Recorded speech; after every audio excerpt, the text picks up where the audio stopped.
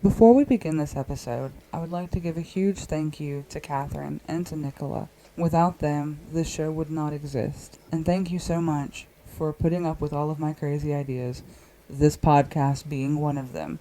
They are wonderful people, they are amazing, beautiful, talented, and I hope they know that. I hope I've told them enough because I feel like they don't get the credit that they deserve.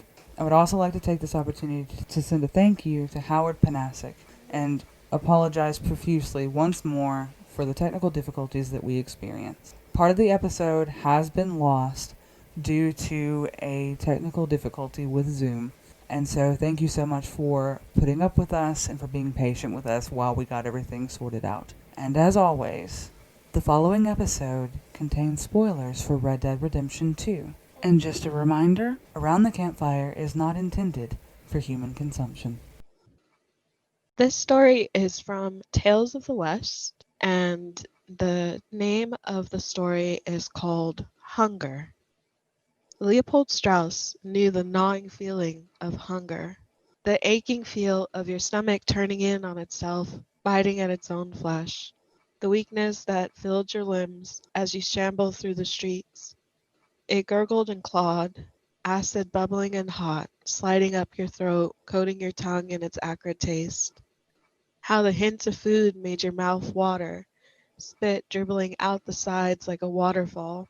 The sting of shame when the vendor turns their nose up at your paltry trade. No money, no food.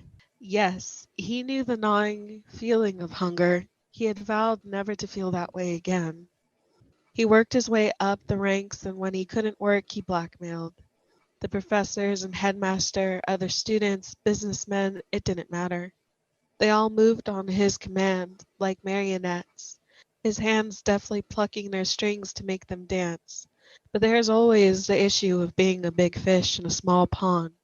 So they moved. He traveled from village to burg to city, lining his pockets and bodies in his wake. He didn't kill them, he would remark to others at soirees. The poor folks simply didn't understand the terms of the contracts. After all, they probably couldn't read. The others would laugh, teeth glittering like pearls in the light. Life with the gang had not been like anything he wanted to remember. The looks on the faces of the people he gave money to reminded him of his past. He hated them. He got to where he was because of hard work. What's their excuse? They were salt of the earth, common, idiotic folk. He never questioned why they were desperate, why they agreed to any terms he set. He admired men like Cornwall, who held an iron fist over the people, squeezing them of their wealth and body. He envisioned himself one someday. He thinks of these as another fist kisses his face, as his glasses break and fall to the ground useless. He thinks of the green bills falling like leaves, scattering in the wind as he gathers them. The anger on the face of the man he thought too simple to understand the need, the point of why he does what he does. But maybe he always did know. Maybe he was just as guilty as the rest. Instead of a gun, he killed with a smile. He wheezes through his teeth, feeling the acrid taste of his stomach, feeling it nodding and biting on itself as he sat in the wooden chair. He was so hungry. His laughter echoes against the walls of the empty room.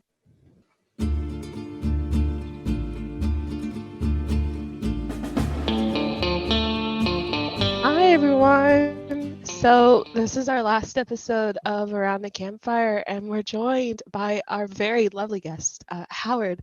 I, I want to make sure I'm pronouncing it right. You told us Pinhasik, right? Yeah, Pinhasik. So we are talking to him, and we're gonna go into our interview. We had a little bit of a technical difficulty earlier, so now we kind of have to start over again. I'm an idiot. I'm sorry. It is okay. We all have our bad days and our idiot moments. I have a lot of them. But yeah, so we're just gonna get into it because we don't want to keep him too long. He has some things to do, and my cat is staring at me because she wants her sleeping perch back. So So you've already told us it's okay for you to call you Howard. And I think we kind of went into a lot of these questions. I had to like undo some of them. But We don't have to do the okay. Look, so here's what happened. I'm an idiot. I'm just gonna go ahead and be forward with that one. It's been a long week. It's been a bad week. I thought I'd pressed record until I realized that there was no blinking light anywhere, and we were about 30 minutes in. So I'm gonna I'm just gonna vote. We just move on. We just pretend that moment in time never happened. That's ours. That's ours to keep. okay, well, I guess we'll just go into our questions for what we have. So, the ones that we have left, you deal with some of your career and some of the things that dealt with Red Death. So, were there any actors, past or present, that really inspired you? Oh my God, you know what? There are so many actors that inspired me that I wouldn't even know where to begin. There are so many that I love for different things. I mean, depending on the kind of actor they are, and Hmm. I love them for that. I mean, and so yeah, that's always a hard one for me because I could. It's about a dozen, and even then, I wouldn't even cover them all. So and I think at different ages of my life, I've had different people that I've been more influenced by. I think when I was young, I was more influenced by people that you probably don't even remember these actors, like Laurence Olivier. Do you remember him? Mm-hmm. Um, hmm Name rings a bell. Yeah. Anyway, but that was because what he did, I thought that's what I wanted to do, and I didn't realize that that was only one form of acting. It's more character driven, and that's really always what I wanted to do anyway, was be a Hmm. character actor. So I was more impressed by him. Now I'm more impressed by people someone like Meryl Streep who can do all of it and also be incredibly truthful. Mm-hmm. That's really always been, and someone like that is she's pretty brilliant. So I guess that's it. Those are the two, I guess. yeah, there's a ton of people that I have a hard time really figuring out who inspires me, especially with art. It's because there are so many that go into my individual style that I'm just like, I really like this person, and now I really like this person, and yeah, I think it just bits of parts that make a whole, sort of like a jigsaw. Absolutely. And I think as we whatever our craft or our career or whatever, as we grow as people, our tastes will also change. I think it's also like our standards will get a little higher. So like as far as like because I personally I'm a writer. Very obviously I'm not as tech savvy as I like to think I am. But yeah, for me it was like my first inspiration was Anne Rice. And what was really funny is earlier when you were talking about, which no one else will know this, but earlier when you were talking about New Orleans and Interview with the Vampire, Anne Rice was actually a huge inspiration to me. Wow. Now that I've grown and I've moved away from the really awkward, cringy, goth, emo stage that I was in at the time, I've moved on to more comedic writers and things like that. So yeah. Yeah, it does change. In the research for this interview, I was looking through. I found, I guess it was sort of like an IMDb page, but for theater in New York, and it said that you were part of the reunion show for Little Pet Shop of Horrors. Actually, it's not Pet Shop. It's a Little Shop of Horrors. Oh, I'm No, sorry. it's not a pet shop. It's actually a plant shop. Have you ever seen the movie? I've seen Yeah. the movie, but whenever they refer to it, they're just like Little Pet Shop of Horrors, and I was just like, "Are you sure that's the name?" Little Shop of Horrors. Yeah. And it's yeah, it's I did it started in New York off Broadway. It was a musical Hmm. based on Hmm. the original film. Do you remember that? You probably don't remember it, the one with Jack Nicholson back in the 60s. Mm-hmm. No, I've not seen that one. Because it's really not a great film, but it's kind of fun, and you can see where they got this inspiration to create this incredible musical. But, Mhm. yeah, so I worked on it. I was not in the original cast, but I was in the Los Angeles cast. I started out in New York, actually starting out understudying all the characters, including the voice of the plant. Do you know anything about that? That there's Mm-hmm. a plant, Yeah. and he's usually a big black man with a deep, Audrey, deep voice. isn't it? Exactly. Yeah. I never had to go on for it, thank God, because I went out to California to play the dentist, and that's what I played. I did the dentist in Los Angeles and New York, in two other productions. In fact, one of them, since you're from Louisiana or Georgia, well, who's close to Arkansas? That would be me. Jackie. Okay, yeah, I did, because I had done the show. I got called by Arkansas Repertory Theater. It's in Little Rock, Mhm. Mm-hmm. and they were doing a production of Little Shop of Horrors, and they knew I had played the dentist. And it turns out the guy who was playing the dentist broke his leg the night before it was going to open in a preview performance, and it was the next day. It was opening night, and they called me up that night and said, "Can you fly in tomorrow morning and do the show our opening night?" And I said, "Okay." It was the most difficult thing I've ever done in my life because um, the original show was very simple, which is why it worked so brilliantly. It was Howard Ashman who wrote and directed it. Mm-hmm. You know who he was, right? He Mm-hmm. wound up writing Beauty and the Beast and all those other Mm. films. He wanted it really, really simple and not overly glitzed up or anything. Um, and it made it work so well. But this production in Little Rock was so intense. It was like super choreography, like tons of choreography. And I literally got there that morning and I just said, you know what?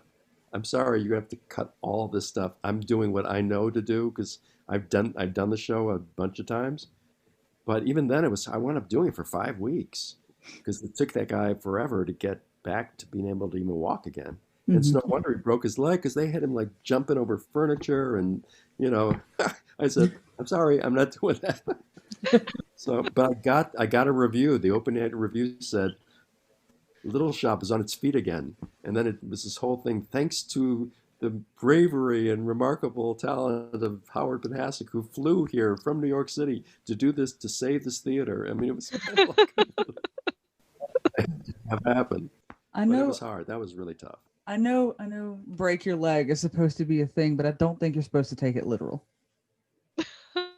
Well, speaking of breaking legs, that's my whole story about doing Red Dead Redemption was I don't know, you may have heard this story already because I've said it in other interviews, but I broke my leg right before I was going to start filming. Mm. Did you ever hear that story? Ooh. Yeah. Yeah. I was like, oh no. Literally, kind of like I went, fuck, I cannot believe this happened. Because I had to call my agent and say, I just broke my leg. And I didn't hear anything from them for like 6 months. And by that time, I was actually walking again, but it took me a long time. And luckily, Mm. I was able to come into it and then work on it for like 5 more years. Well, So it was did kind you of at one of least those. break your leg in an interesting way? It was no, it was a horrible way because I literally was. I kind of feel like that breaking of my leg was what turned me from being a young man to an old man.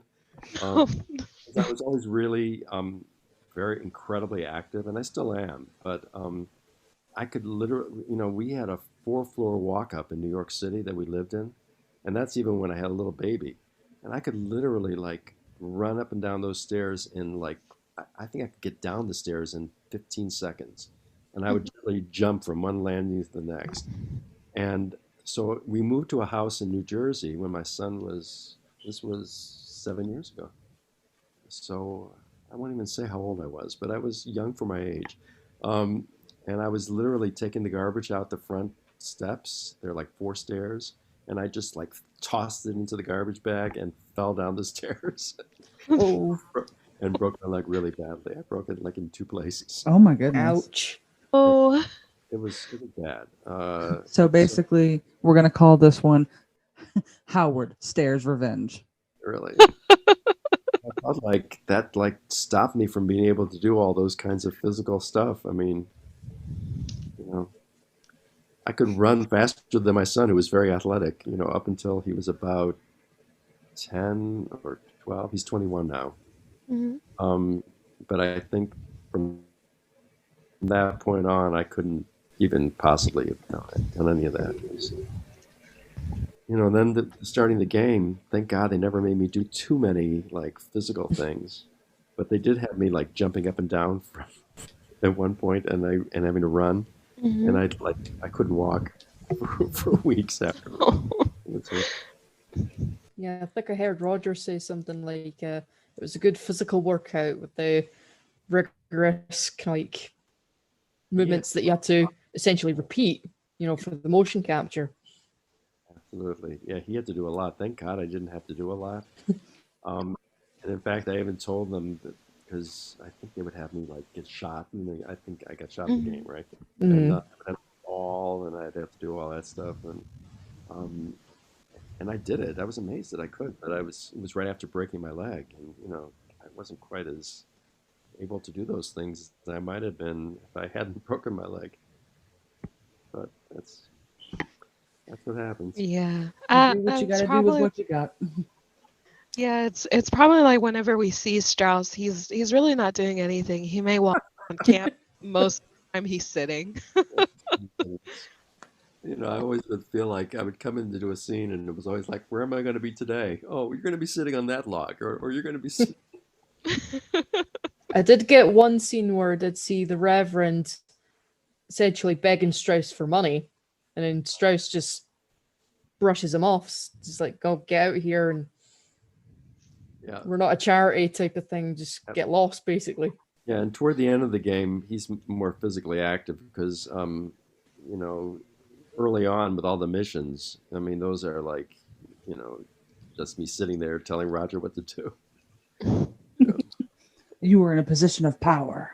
Yeah, power, really. Um, out of all of the mediums that you've been in so far, film, video games, theater, TV, anything like that, which one would you say was your favorite out of them? Oh, theater. I think every actor says theater that's done theater. I mean, it's kind of hard to like.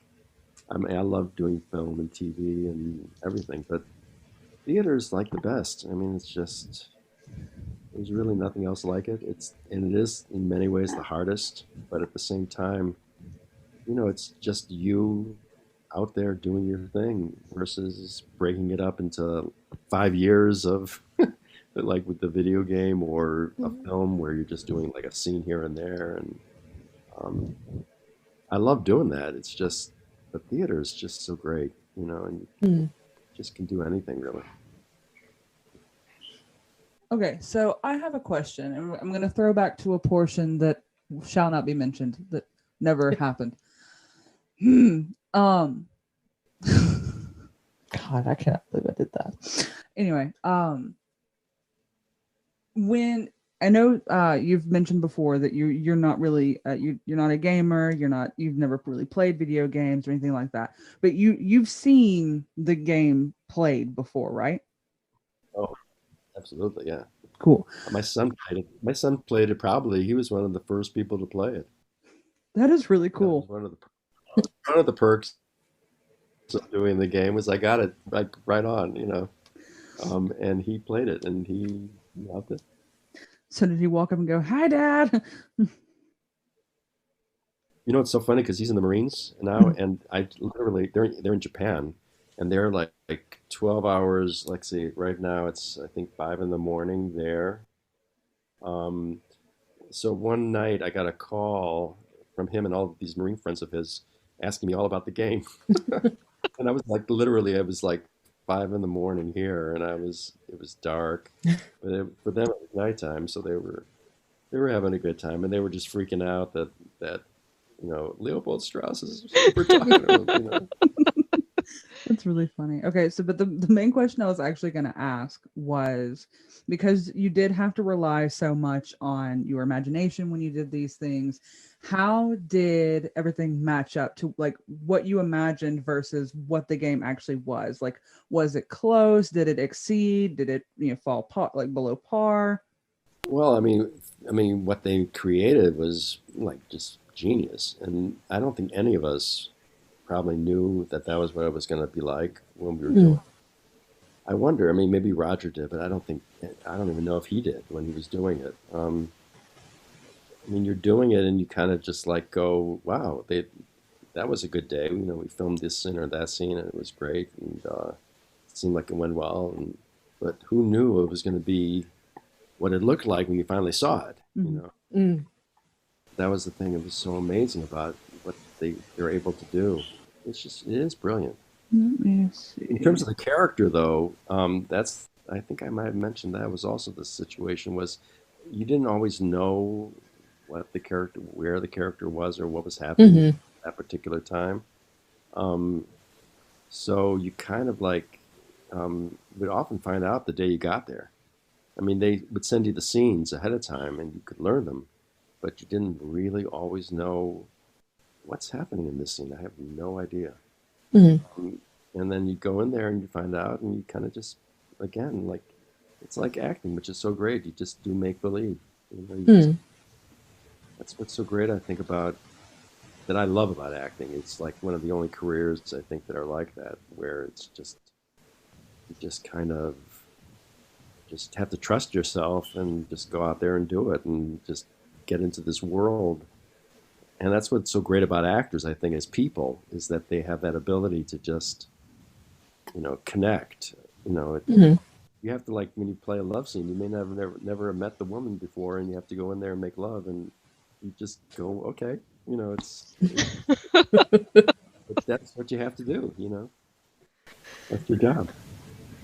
I think what at least allures me to quite the acting industry is the fact that you can escape to essentially other other worlds, other types of people that are outside of who Absolutely. you are, Right. and you get to be somebody else. And you know, prime example, like if you're in a period drama set in the 1840s thereabouts, you could just try. You can't obviously get into that mind frame of you know being in that time, but you can try and imagine. I don't know if I'm making sense, No, you're but you're totally making sense, because that's Why? really what it's all about. And imagination is 90% of it. I really think. mm, Um, Having a great imagination. That's why, young actors, if they can do nothing else, just train your imagination. mm, It's really all, it's kind of weird when you think about it. It's not that much different from what you do when you play, when you're playing a video game, where you're just kind of in that world, and you're just going through it, and living it, and mm, that's what acting, and what's cool about acting, I think, is that there are times when it goes really, really, really well, which is those things I think you live for, where it does feel like time stopped. I mean, I can count on my hand, maybe, I don't remember, in my career. They are the times I strive for, and they don't happen that often, but it's the times where it just feels like I just I wasn't even there. Somehow I wasn't there at all. It was like I don't even know what happened, but I know it felt almost like being with God. I mean, it's that kind of feeling. It feels very spiritual. Mhm. You feel mm, like you're who you are is completely gone, and yet it's completely there. You're so fully yourself, and yet so fully that character, and so fully in the moment, and so fully that you don't even know what's going on around you. You do and you don't. It's kind of this weird combination. mm. It's a cool thing. I think it's what I think writers feel when they're or composers feel when they're in the midst of composing, and it's just such a wonderful feeling. Yeah. Let's see. Okay, so we kind of touched base on this one a little bit earlier. So I want to revisit it again. In your opinion, what is probably the most surprising thing about the Red Dead Redemption community as a whole? I think is mind blowing for me, and I've been acting for God about 50 years now, I guess. And in my entire life, I've never had a fan base where people are so into this game to the point where, I mean, people dress up like the characters and they make this incredible artwork and they do what you guys are doing. And I mean, there's just so, it's just, it just blows my mind. And I guess the artwork, if nothing else, I've just been like, just words can't describe what you think when you see some of this stuff and you go, these people are brilliant. They're really, and the fact that they love the game that much that they want to create things around the game. Mm-hmm. Um, it's just, I'm inspired by it. I just find it like so much fun because I've done a lot of great things and I've never had, it's very ephemeral, especially theater is really ephemeral, where it's Mhm. like you're there that moment and then it's gone and it will never be the same. You'll never have it again. But the Mm-hmm. game will be there for who knows how long, and people are so into it and love it so much. I just, It's like a virtual book, is the way that I usually view video games. Is obviously you're the player, you essentially carve the narrative, obviously depending on the type of game, but they're the type of games that I tend to gravitate towards because, can't beat a good story, right. can't beat a good narrative with good characters. That's the way I see it. Yeah, it's amazing. And the fact that they were able to create that entire world and all, I mean, the detail, it's, like I said, it's 5 to 6 years of storytelling. Even a miniseries would, if they would maybe film it like The Crown. I think they've been filming for what 5 years or what. There are series that do that, but not too many. Mm. Yeah, it's just amazing. Yeah, it's I understand the whole thing with theater because I used to be in an orchestra, so there will be times where we would get a song and like get it really quickly, and when we perform it, the emotion and everything of us being there in that moment is like it's probably one of the best feelings because we'll have performed it to our best of ability and we'll have done everything that we're supposed to and hit all of our marks, and then we'll perform it later and it sort of doesn't feel the same. Mm. um it's in a way it's kind of like trying to capture lightning in a bottle like twice in a row. You can only do it once, and then maybe another time in a blue moon you may be able to do it again.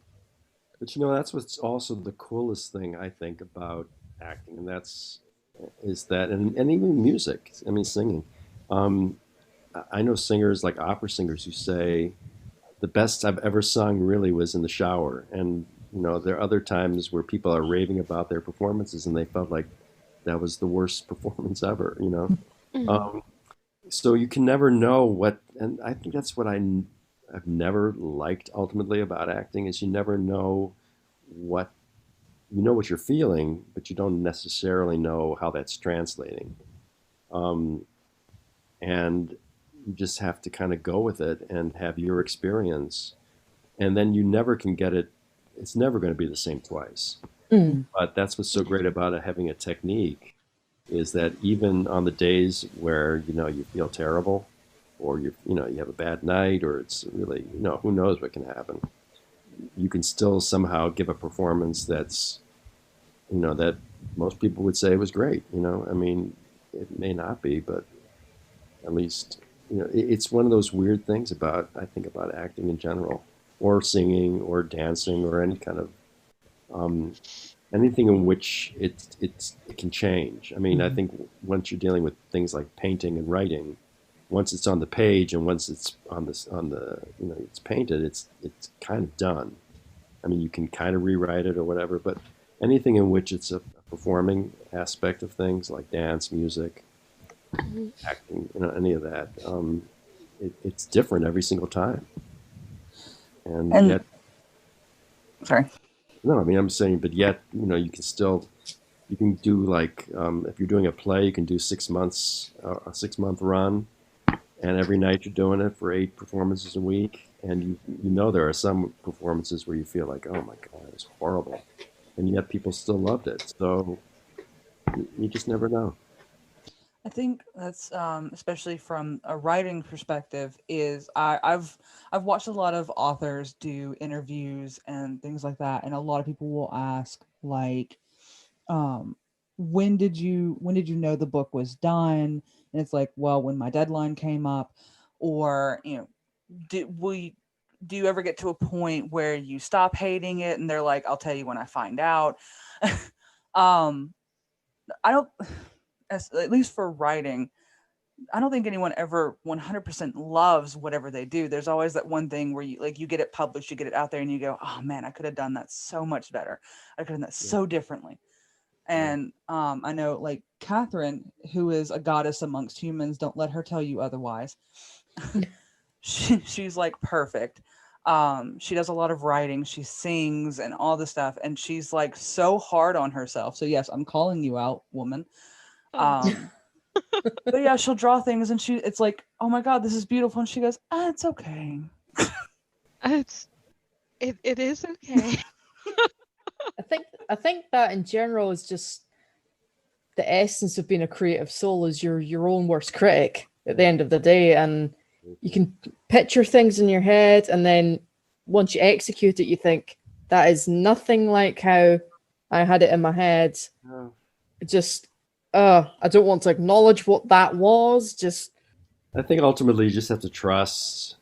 Um, you have to trust, like if you have a director, you have to trust the director. If you have a script, you have to trust the script. If you have, and you have to trust your technique. I think ultimately is what it comes down to, also, because ultimately it is a technique. You have hmm, to learn how to do it, like having to learn to sing and having to learn to play an instrument, and then just hope that you're doing it as best you can. Hmm. And knowing that your technique hopefully is good enough that even when you're not at your absolute best, you can still do it. And I think that's to me, acting can be really easy, but then it can be incredibly difficult. And I think it's difficult when, if you have a bad play, for instance, to make hmm, that work is really hard. And yet people do it all the time. So, I mean, when you see, I remember when I was in acting school, we would always be told, it's, a great actor in a great play or a great movie or whatever, Mhm. that's great. But when you see somebody in like a TV series, for instance, that's not very well written, and you get this like brilliant actor in the role, and you hmm. go like you had no idea it was badly written because they were so good that they made it look good. And that's where it becomes hard, I think. Yeah, I know from like the viewer, because I am not, but from the point of view of the viewer, there's so many times where I've described a movie as, man, the movie was shit, but the acting was incredible. Yeah. And there are a lot of great actors out there now. I mean, I think acting has evolved a lot over the course of the last 100 years, probably. Hmm. Hmm. It's evolved a lot, and it's at a point now where I think it's probably at its peak in terms of great actors. Hmm.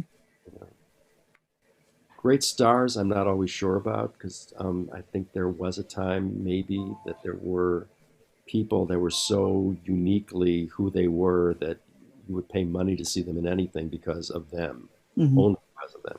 And there are people like that still, but they aren't quite the same as it was, I think, back like in the old Hollywood days where you had people, Yeah.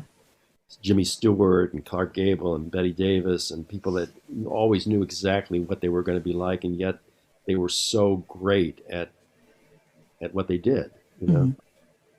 Hmm. Um, and that's like real stardom. That it's a little different today when you have these really great actors who are more. That's the thing. It's interesting is that the character is more important than necessarily them as being stars. Hmm. Hmm. And their acting is so great that you kind of want to see them for the acting, not because of them being this thing that this created thing. Mm-hmm. Hmm. It's really funny because earlier we were talking about like the fact that there is an age gap between you and us, but you just threw out so many names that like I grew up watching because my mom loves like all of those old timey shows, and so I ended up growing up with it, like the Carol Burnett show, and all that. That was like those were my heroes. So yeah, like I saw, and you know, a lot of the people that you just mentioned would become guests on the Carol Burnett show, so that I got familiar with those too. My grandmother was like the biggest fan of John Wayne. No one can argue with me on that one because she would literally take you down if you got between her and the TV when John Wayne was on TV. Um, He's to me the perfect example of that because he was probably not a great actor ultimately, mhm, and especially if you watch his early stuff before he became a star, mhm. pretty bad actually. But he created this John Wayne character that he created. I mean, it was something manufactured. It was like Mae West created. Do you all know who Mae West was? Yes. I mean, they created this character, and it became, you know, he was brilliant at it, and it had a career. He must have made what 100 movies, and he was always great in each one as John Wayne. You know that character, and he became a good actor at doing that character. You know? I think the equivalent now would that people like around our age group would be able to understand would be Tom Cruise. Tom Cruise is Tom Cruise is Tom Cruise in every single movie, every single role he's ever done.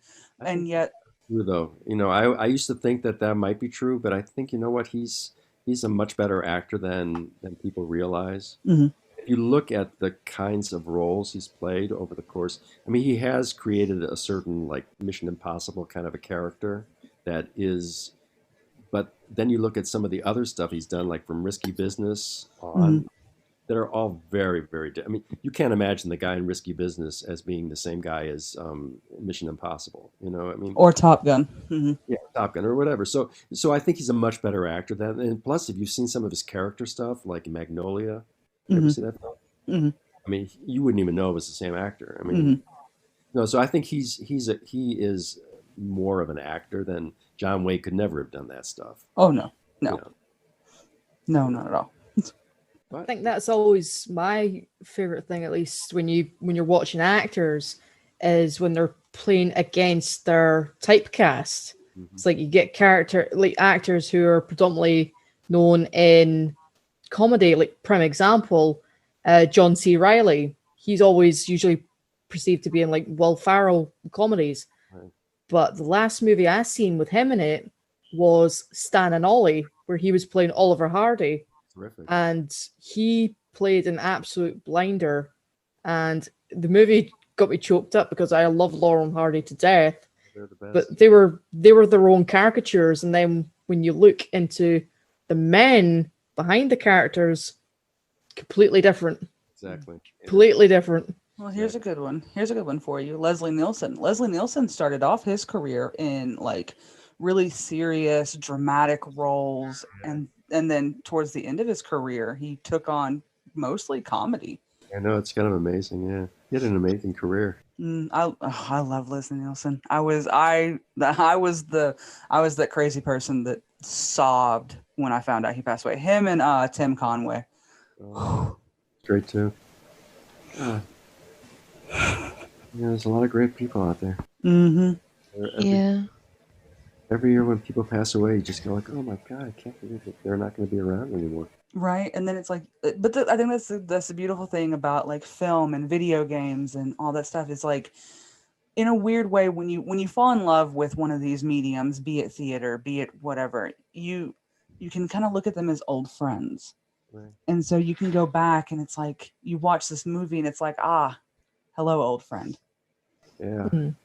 I mean, I think film is just the most amazing thing ever, and the fact that you can actually see film even from like the turn of the last century, like the 1890s. Mm-hmm. See old movies from before, and see these people walking around doing stuff, and you go, God, they're not that different from how we are, you know? Mm. I mean, it's just so you kind of think back. I'm always constantly amazed by history and thinking about people from like, hundreds of years ago and what their lives must have been like. And I'm sure it was like totally different, and yet Mm. still people, you know? Mhm. That's what's so incredible about it all. And I think it kind of it bridges a lot of gaps, I think, because like I said, that was my mom introduced me to a lot of the old shows and a lot of the old movies and stuff like that.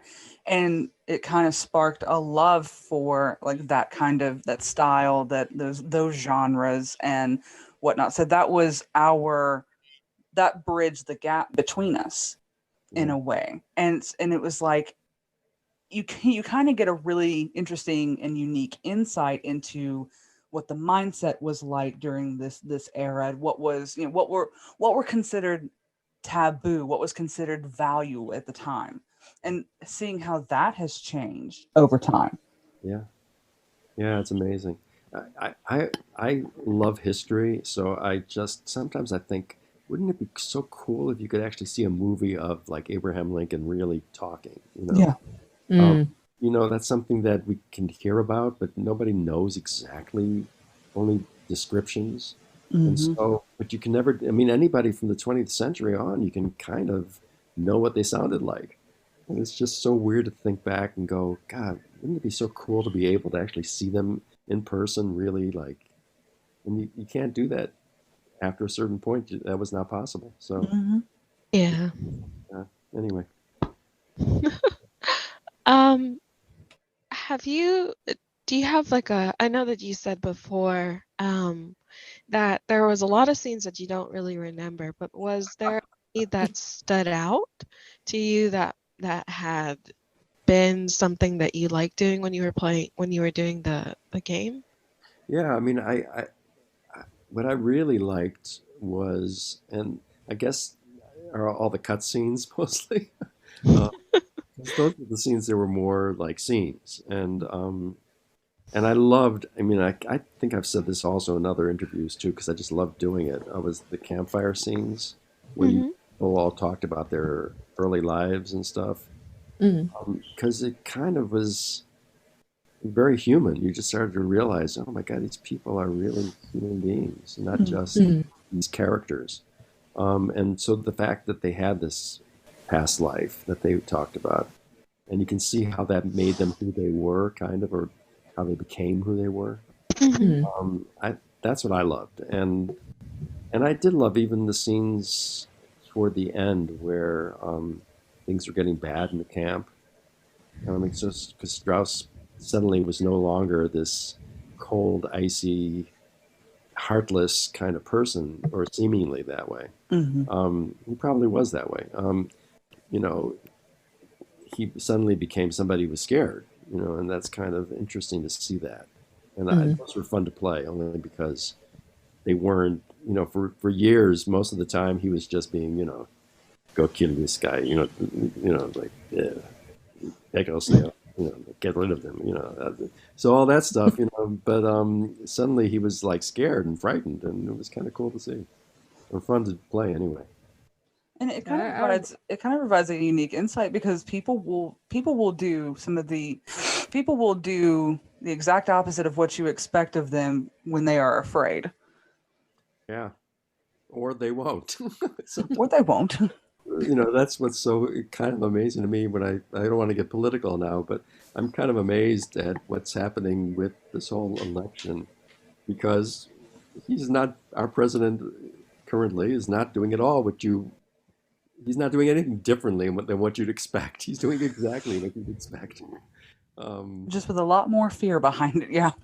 there might be fear, but he's not showing that fear. That's for sure. Oh no, he's just desperately grasping at straws, hoping some one of them will stick. It's just, but it's kind of like what he's always done. So he hasn't changed any.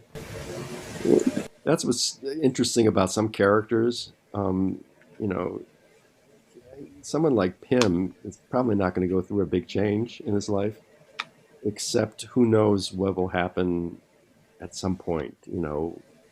Where he might have some sort of redemption. I think again, I don't want to get political, but I mean, I always find an arc of a character interesting because you always see what will happen or what may never happen. He may die thinking that he should have won the Nobel Prize and that he should be on Mount Rushmore and that he was the greatest president since Abraham Lincoln. You know, he Mhm. may die thinking that or believing it if he ever really believes it. You know, but we'll see. Yeah. It is one of those things. I just kind of have to wait and see sometimes. Um, I know we had touched on it again before. I'm sorry. But any kind of behind the scenes stories from filming that you can talk about? I know we touched on that Rockstar is very secretive about how they do their motion capture. They may show off some things like the actors walking around like the stage, but other than that, they won't show anything else. So is there anything that you can talk about that Rockstar is not going to knock on your door and go, you can't do that? Yeah, no, I mean, basically, I can't talk about the technical things, I think. Hmm. I can just talk about what it's like, the process of acting within that context. Hmm. It is a whole, I mean, the fact that you're not wearing a costume and and there is a camera like right there. I think that people know, right? Hmm. Hmm. I mean, I hope that's not giving anything away. No. Um, Knock, knock, knock. It's Rockstar. I'm just kidding. no, I mean, because I never had to do a love scene, but I always wondered, how do you do that with, I don't know how they do that, tell you the truth. Because there were times, actually, it would be funny. There were times that was a funny thing where your thing got caught in something. It was kind of like, oops, I guess we have to stop filming because I'm stuck. I And know. I saw an interview with Alex McKenna. McKinnon. Her last name slipped me, but she was talking about like trying to give like somebody a hug, and then it was like, oh, wires are crossed. We're stuck. Hang on. I know. It's so funny. How? Oh, I'm sorry.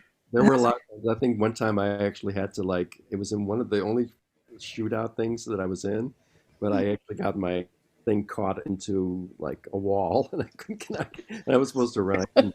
I was stuck. They had to like undo me. Anyway, It's really funny to picture. See, my problem is like I become hyper focused on whatever's in front of me, so I'd be sitting there like trying not to get cross-eyed while I was like looking at like there's a thing in my face. Get it out. you don't really, that's the cool thing is you don't really see that. I mean, you're doing the scene with, it's like me looking at whoever I'm looking at right now. You know, I might have this thing on me, but you don't really feel like that.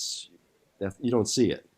That's why Mm. sometimes you forget it's there and you get caught in something. You know. So it becomes kind of like your nose after a while. Like you can always see it. Yeah, exactly. Yeah, or like wearing glasses or whatever. You know. See, now I just became hyper aware of the fact that I'm wearing glasses, so that's all I can see.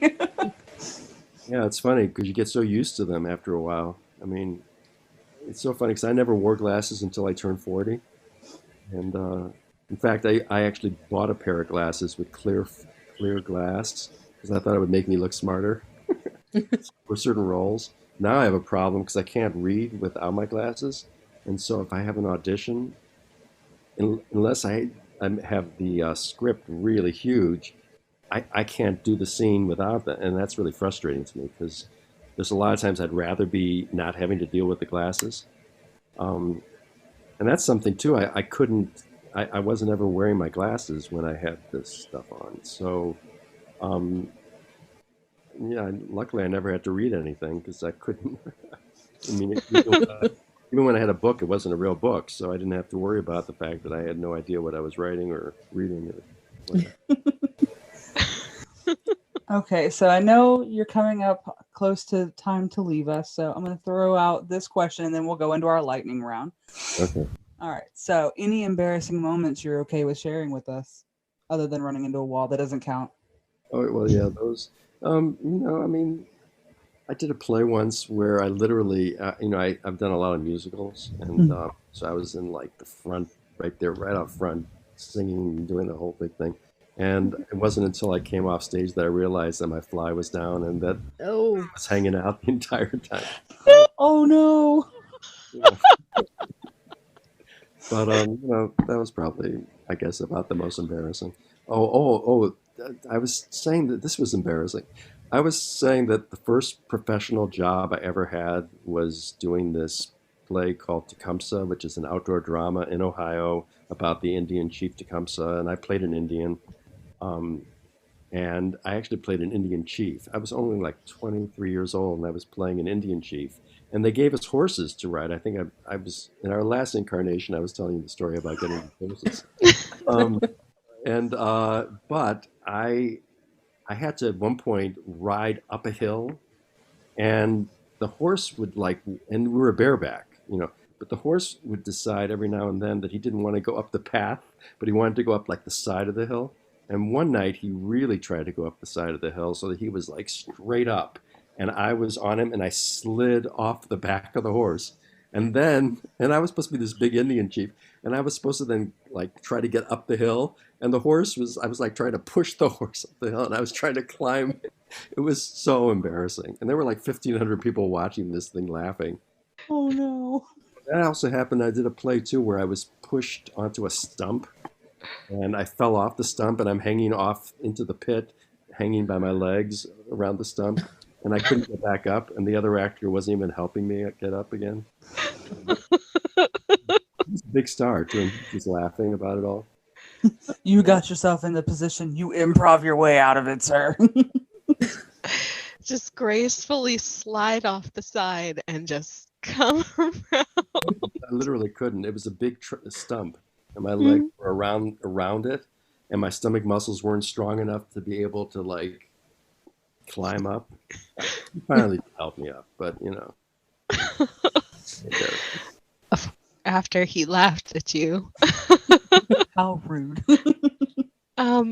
Is there anything coming up that you're really excited that you can talk about, like plays or anything? No. Not. Theater is dead. It's so sad. I mean, mm. right before the pandemic started, I was in the last play, and I haven't done anything since. I've done like some video stuff, like Zoom things, and I've done. I do, one of the things that I do as an actor, which I don't know. This is something I do medical things where I play characters who are sick usually, or crazy or whatever. I mean, I play lots of characters for medical students primarily, and I do a lot of that still, and I can do a lot of that on Zoom, in fact, because I can do like a telemedicine appointment where I have COVID or something and I'm sick. So that's something I'm still doing, but no, there's not much happening. I mean, I have one thing that might be happening, and I don't want to talk about it because I've learned too much in this business that you never know until you finally are finished with it, whether or not it's going to even really happen. Yeah. Mm. I can definitely say one thing is for certain is that COVID has definitely changed the way life just in general. Like I was watching television the other day, and they had a commercial on, and like everyone in the commercial is wearing masks, and I'm just thinking like they showed news footage of like 20, 30 years ago when or maybe not that far, but where they had like the big SARS outbreak in China, and they showed news footage of that now, and it's like that's such a bizarre thing to look at. What is that going to look like 20 years from now? And we look back and watch everything, and it's like I remember one of the first things, I work in a hotel, and we had someone walk through, and I went, "Oh man, I really love your mask." And I'm like, how weird is that that's a thing we're complimenting now? It was a cool mask that was like all bedazzled. It was really cool. Yeah, I just find it weird going into like local shops, because over here in Scotland it is compulsory on not only public transport but for going into public places like supermarkets. You have to wear a mask. Every time I rock up to the local supermarket, I feel like I'm about to rob the place. yeah. I'm gonna pull up the mask and it's give me all your bread. But too, because I'm so used to looking at people's faces, and so every time now when I'm, around people and they're wearing a mask, you only can see their eyes, and Hmm. it's just such a weird thing. I think one thing is I've had to learn because obviously working in hospitality, one of the things is you're supposed to be very bright and friendly with a smile on your face and hi, welcome to wherever I work. And you have to end up putting so much of your emotion into your eyes. So you can't just have that dead glare of I really don't want to be here anymore. So Yeah, now it's like your eyes have to be happy, but your mouth can be just so bizarre. Yeah. Um, any advice for new actors or actresses coming into it? Because we have one here, Nicola, who wants to go back to school for acting. Really, Hmm. we're going to be studying. Well, there's a local college not too far away from where I live, and they have several qualification courses that are focused on around drama. And I'm looking into hopefully getting into that. Um, it'd be next year, later next year, hopefully. Well, that's But yeah, it's something I've been like holding back out of, maybe I'm a bit too old now, and oh no, uh, it's just it's irrelevant. yeah. Mick said that to me. Mick said that to me. Um, but it's like you were saying about playing imagination when you were a kid. I've always loved that, and I still do now. So that's really where it's at, I mean, ultimately, I mean, and the hard part about it is once you start learning everything you need to know in terms of how to act correctly, Mhm. um, to get that back is tough. So if you can keep that and still try to be, try to do all the technical things that are required as an actor, um, Mhm. which is mostly, I think, the fact of taking a script and making it come alive. That's really that's the hardest thing about acting ultimately. Mhm. Especially if it's like I was saying earlier, if it's not a very well written play, Yeah. to make that really work. That's where you see really great acting. And that's what's so great, I think, as an actor is to be able to have that. But go to school and just it's easy to get discouraged. It's a really hard thing. Yeah. It's very hard. I self sabotage a lot, so. You can't. I mean, that's easy to do. I mean, that happens. Mm. But at the same time, if you can avoid that and just try to keep positive despite the fact that it's hard. I don't know. I mean, I always tell people, if you either do it or you don't, because unless you love it more than anything in the world, um, it's not worth it. But if you love it more than anything, and because I kind of feel like for me, I don't feel fully alive, I think, unless I am acting. Uh, Mhm. Mhm. and I've managed to like have a life that I feel like is probably as good as that. But I think ultimately, I feel the most alive when I'm acting, and that Mhm. Mhm. and that doesn't happen as often as you would like. So unless you happen to be somebody lucky enough to be able to act all the time, Mhm. Mhm. especially doing something you really love doing, it's tough. It's a tough career, but I it's just know. learning. And I know for me, I've told the story prior, but I tried to do acting when I was in high school, and I was not very good at it. I really wasn't. But I ended up part of the project that we had to do that was graded was we had to sit down as a class, and we had to write, produce, and perform this show. And that to me was the best part was being part of the writing process. And so to see these young upcoming high school actresses and actors and they would perform things that I had written and just watching like I wrote that and that came to life on the stage like that to me was the fun part. Yeah, yeah, it is. Yeah, it's a great thing to do. I kind of I would never discourage somebody from being an actor, but at the same time, I wouldn't encourage them either. I just kind of feel like it's got to be something that you have to just want to do more than anything in the world. Mm. So we're going to there was one other question that you had already answered in the before, about In if the you- before. in the or if you would Your part show of, now be retitled In the Before. um if you could be a part of another video game, and I think that you did say that you would do it in a heartbeat if you could do it again. Yeah, I loved it. Yeah, yeah, I would love. Um, I've only yeah. done one since, Hmm. and it was yeah, it was quite. It was actually one where I thought I gave a great audition. I didn't get it, but Hmm. fact, casting people all said that was like I only did one take, and they said that was like brilliant, which they don't usually say to you when you audition. Um, Yeah. but I still didn't get it. But it was like to have to play a really old, Gandalf kind of character, you know, which I don't even know what game it was because they don't ever tell you what the actual game is. Mm. Um, but I would have loved to have done that. It would have been really fun. But I think we would love to see you in like another video game, or just to hear your voice or see your name in it. I think that'd be fun. Just like, hey, we know that guy. it's so cool to think too that because none of the actors are really much like their characters, Mm. you know, in Red Dead. And that's what's always so cool to me is that you see them as these characters, and everybody who plays the game sees them as these characters, but we're all just these interesting people that are nothing like those characters. And see, that was a funny thing about right after we interviewed Mick, we jumped back on Red Dead Online, and he and Sean is actually in the online version as well.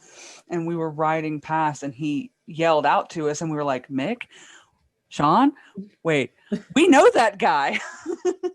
Oh, wow. So now we call them lightning round. They're mostly just really easy questions. You can answer yes, no, um, or just, real quick. So, this is a sort of a running joke because I had placed it in our last interview with Mick, and Jackie asked it as well as the may we call you Mick. So do you like eggs? Well, like, oh yeah, I love eggs, except I have high cholesterol now, so I shouldn't be eating them. Oh no. Um, I do love them,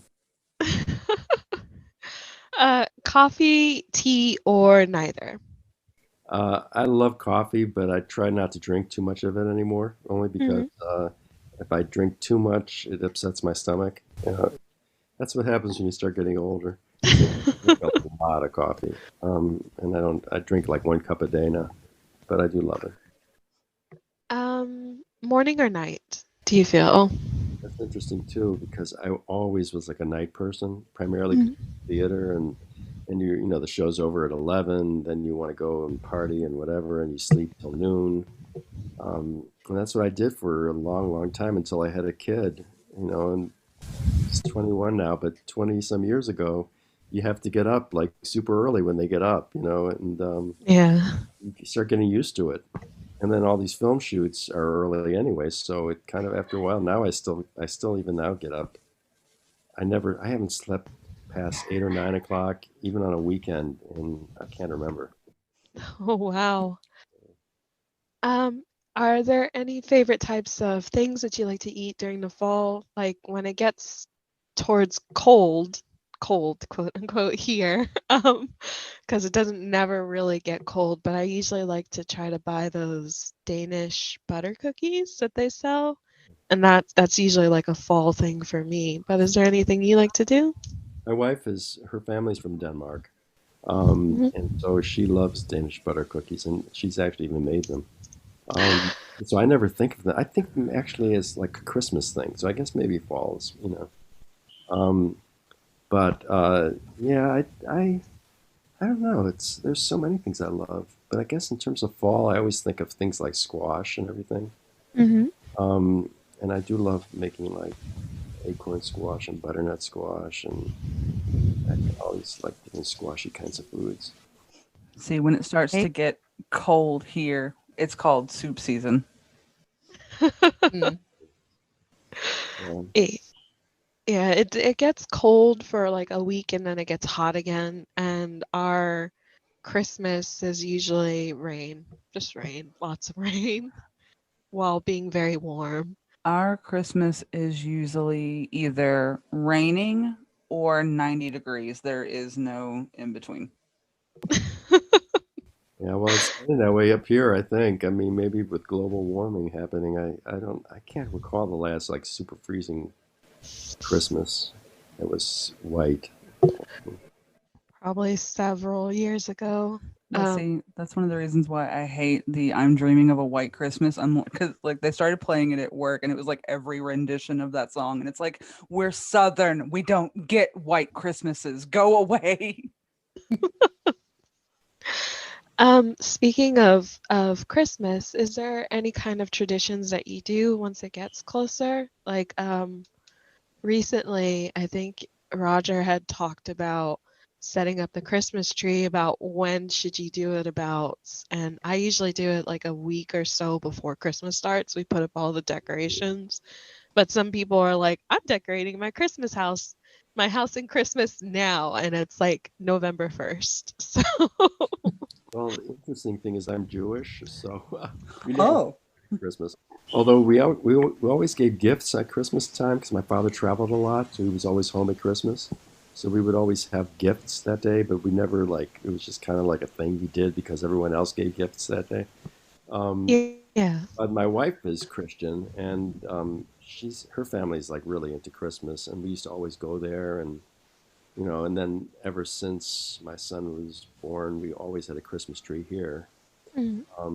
And yeah, so she has more ornaments than anyone alive. She could probably have an ornament museum.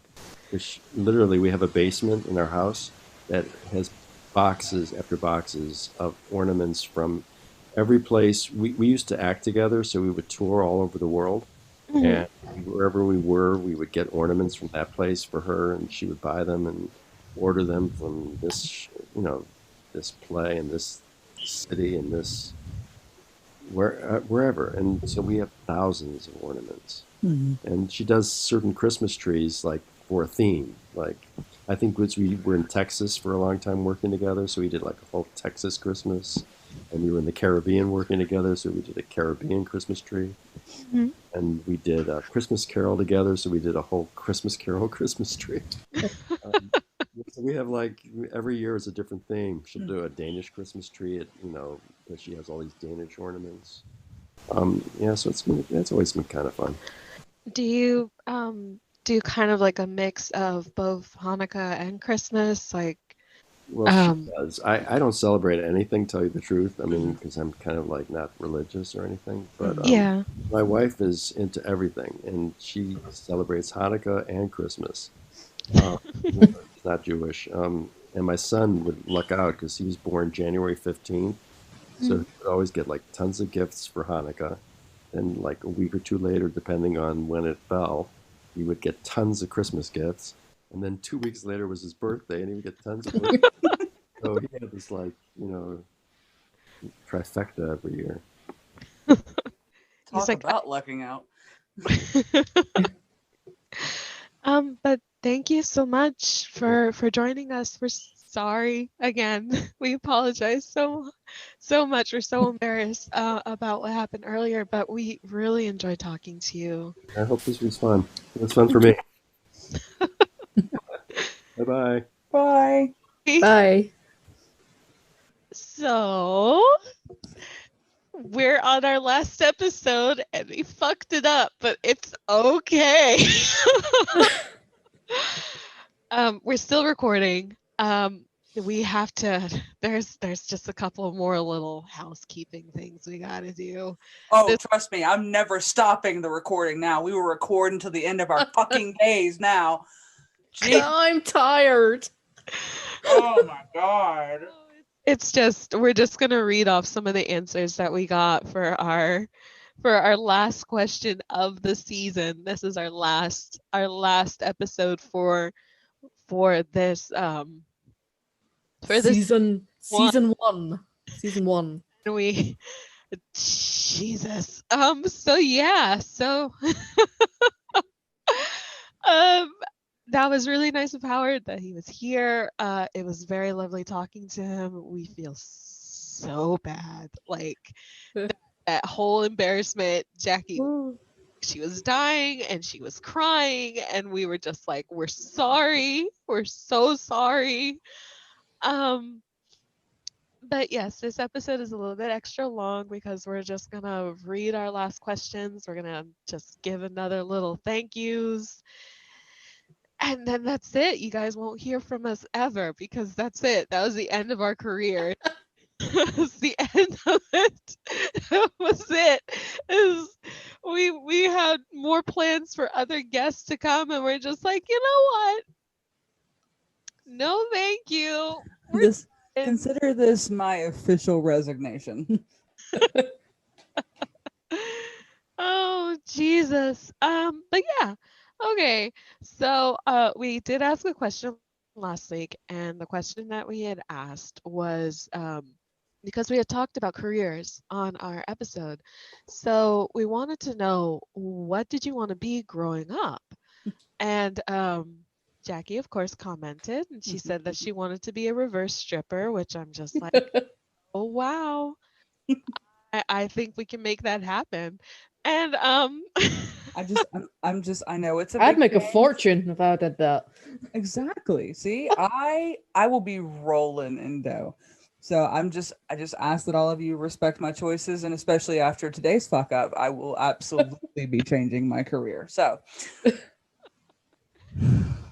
Usman Wahid said that they wanted to be a boxer, which I mean, you can still be a boxer, Usman. I or you know, could be a brief. yeah, that's you can be a brief, you can be a tidy whitey. But Usman, there Thong if you want. Oh no. oh, I know where I live is a boxing sort of like gym, so you can still do boxing. Of course it's not competitive, but they do it as exercise, so I think you could still do it. I'm sure there might be some where you live. Tiffer says, well, you all know I decided to be a teacher when I was in elementary school. It's all I ever wanted to do with my life. It's not a career, it's a calling. Teaching is my heart, life, and soul. And that's really sweet. I think that's wonderful that she had decided that so early. And I 100% agree with that. Like anyone can be a teacher, but it takes a special kind of person to teach. Yeah, definitely. You know, you have especially those like you especially have those people that are like, oh well, I always wanted to be a teacher, and then they're not they're not great teachers. They're mean, or they don't explain things properly, and then they get mad when you don't, you know, when you don't answer correctly. I know for me personally, I had a lot of mediocre teachers, as in like they were just there, they did a job, their heart wasn't in it. And I've forgotten a good majority of their names, but I remember the really bad ones and I remember the really good ones. Mm-hmm. And then Cronell says Spider-Man. They wanted to be Spider-Man when they were a kid. I mean, there's nothing stopping you, Cronell. You can still be Spider-Man. Just like Usman can still be a boxer. You can do cosplay, Spider-Man cosplay. A friend of mine, she really loves Spider-Girl, Mayday Parker or May Parker. And so she has all of the Spider Girl like comics. Well, not all of them. I think there's still some that she doesn't have, but she's read all of them growing up, and she's got a podcast where she with a friend where she talks about nerdy geek things. And she also is on a Spider-Man podcast where they talk about Spider-Man comics, new and old, and she cosplays as May Parker. So I mean, like, you know, there's nothing stopping you from being Spider-Man. Disclaimer, please do not jump from buildings using like rope as spider webs. Yes, And please. if you do, we cannot be held responsible. Oh, no. Um, but yeah, there's just a little bit of some housekeeping. Just this is our last episode. We wanted to kind of end it with a bang, and I guess we did. But Mm, we just want to say thank you so much for everybody who has tuned in, who's started from where we started in the beginning, who's joined us along the way. Thank you so much for joining us. Um, you know, especially when we, you know, have our random episodes, when we have our mistakes and when we're still learning. I feel like we've really grown as Mm. uh, as the podcast. You know, like we've really grown from where we were at the beginning to where we are now. Mm. Um, and I know today was a bad day. But I think that we definitely had like a really good episode and a really good interview with Howard, who is an incredibly sweet man. Who's, you know, I feel bad. I still feel bad, but not as bad as I feel, guarantee it. In fact, as soon as this is done, I'm gonna go cry for a little while and possibly get a drink. oh no. Um, but yeah, is there anything you guys want to say? Uh, anything that we want to try to do before we sign off? I I mean, you kind of covered it. Honestly, just thank you. Like a genuine thank you. Like all silliness aside, just thank you to each and every person that has supported us, that has helped put our name out there. Um Watching the other day, we were tagged in a few things on Twitter that went around of naming off the special people that you've met in 2020, and we were on so many of those lists, either Cameo Gang exclusively or our individual names, and it's just like that warmed my heart so much, and it was a much needed positive thing. Because like I said, you know, here this past week has been very hard for me. And this month in general is hard. So to be able to sign on and to see so much positivity and so much love and so much support is incredible. And you know, it's like it's such an odd feeling when you go onto social media and you walk away feeling more positive, especially with so Mm. much bad that's going on in the world right now. Yeah. It's very easy to get overwhelmed and very easy to get depressed and, you know, just feeling down.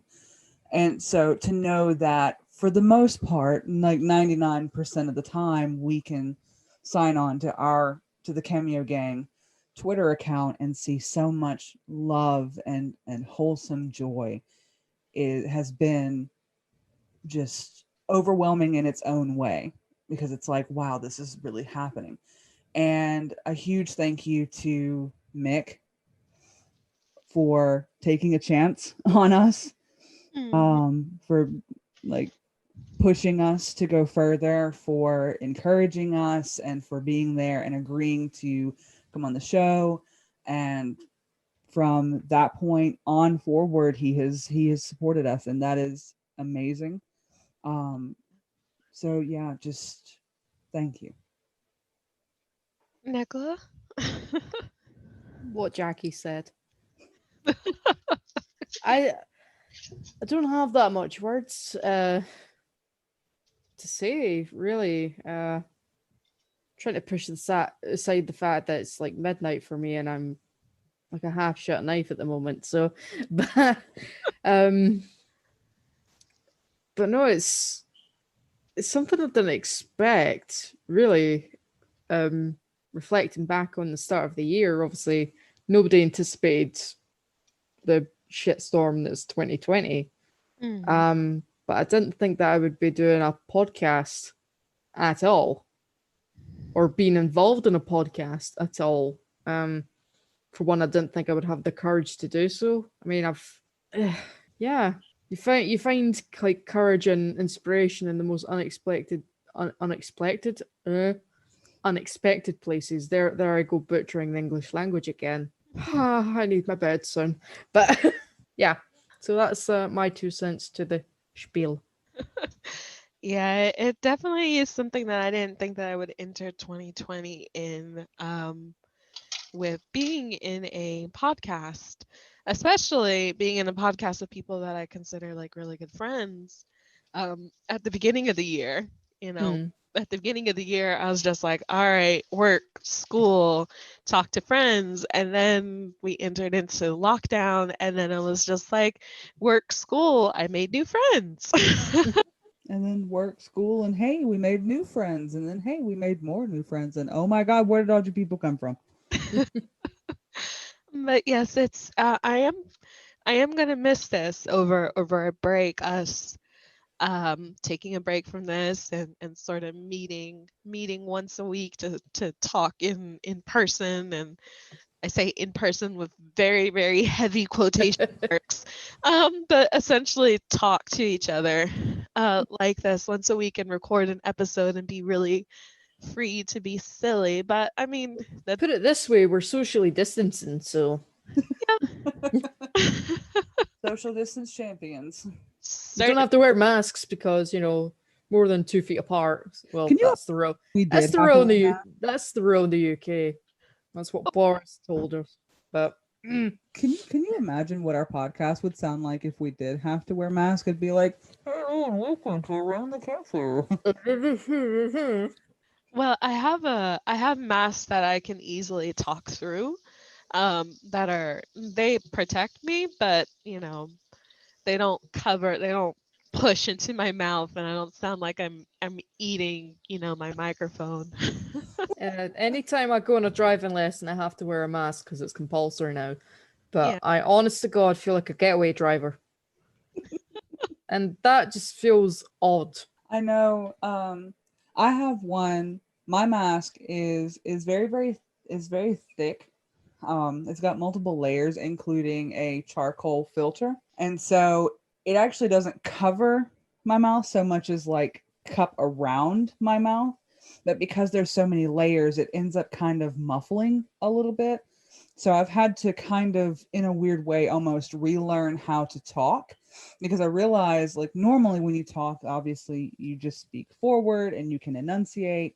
But with this mask on, especially like older people that can't hear as well or whatever, you have to figure out a way to project your voice as well as enunciate and not make it sound like you're talking to someone like this. Mhm. Mhm. Yeah. Well, I talk to a lot of people in my job. So me with the mask, usually I would make sure if they still can't understand me, because I do have to enunciate sometimes how I talk because my voice is soft. And so when I do, I kind of have to like step probably out of the room and pull down my mask and go, hello. See, I actually had an issue. We're going off the beaten path here horribly, but I had an issue not terribly long ago where a woman who was deaf came into my hotel, and she had people with her, but they made sure to warn me that if she came down to speak to me or whatever, that I would have to remove the mask because she can read lips but nothing else. And Yeah. so I was like, okay, are you comfortable? And like we measured out sort of in a way. I took a couple steps back.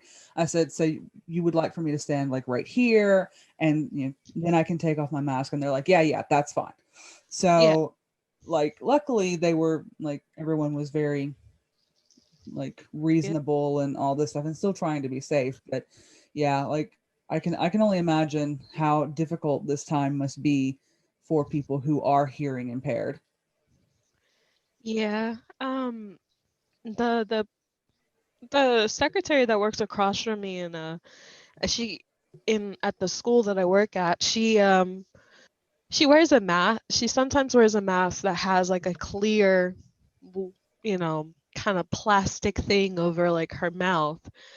Um, so that when she talks, you can see her talking, you know, you can see her lips talking and things like that. And I thought it was interesting, but at the same time, I was just like, does that protect you?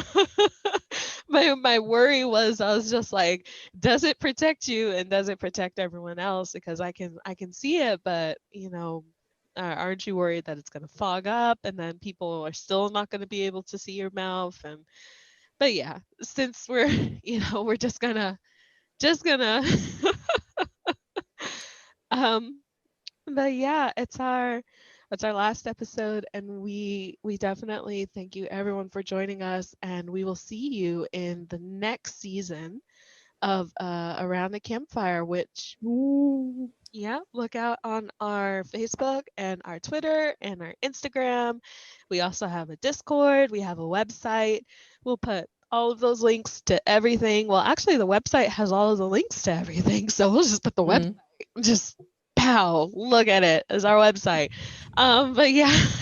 And don't worry, while we do intend to take a break, we do have other surprises in store.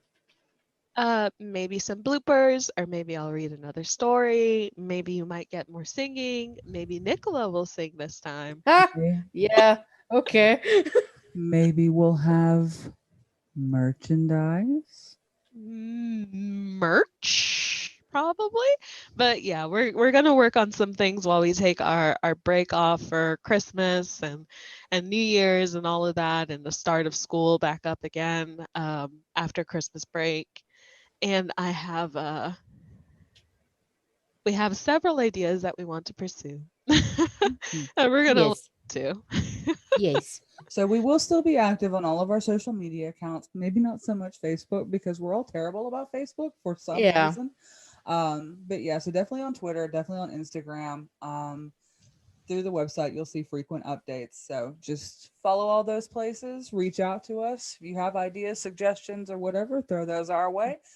And otherwise, we'll see you in January. Yeah. Goodbye, everyone. Bye. Goodbye.